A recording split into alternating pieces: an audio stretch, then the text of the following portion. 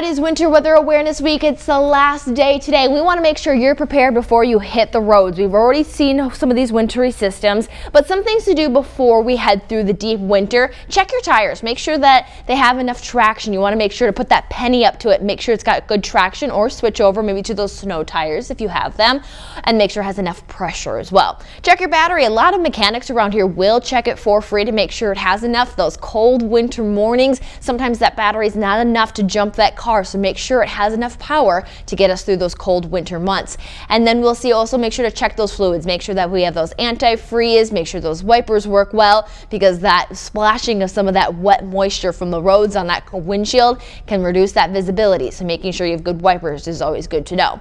Now, earlier this week we talked about those warnings and watches. So when you see those watches conditions around and advisories, that means that we're looking at conditions possible on those roadways. But then when you see those warnings, that means that conditions are happening. So that's when we want you to try to stay off those roads.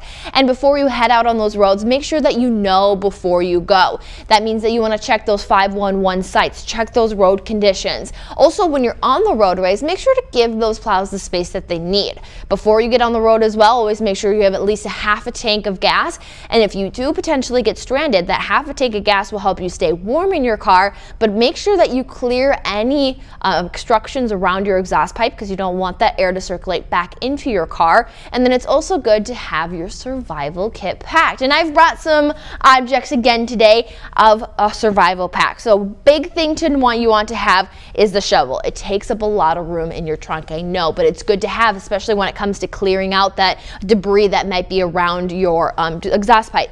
Scraper. This is necessary. This is even just good on those frosty mornings to have. The nice brush to get off the snow, scraper to scrape off some of those icy windshields, because you want that entire windshield cleared beforehand.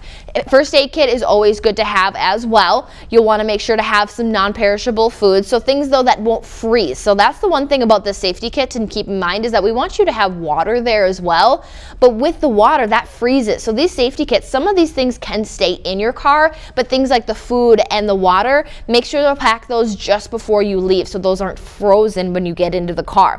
Now, other things that you can have is, I have here are some more of these like rumble strip type things. People use cat litter or maybe even sand. These help to get, maybe if you're stuck in the roadways, out. And then also with my safety kit that I have this tow rope as well. So these are two things that are nice to have, not necessary, but good to have if you do get any of those situations. And then it's always good to have those extra warm clothes. Now, some of these safety kits you can just buy from stores, or you can build it yourself. I have a list of all the necessary things that you should have in your car before you head on those long trips, or even short trips as well. That will be on the website.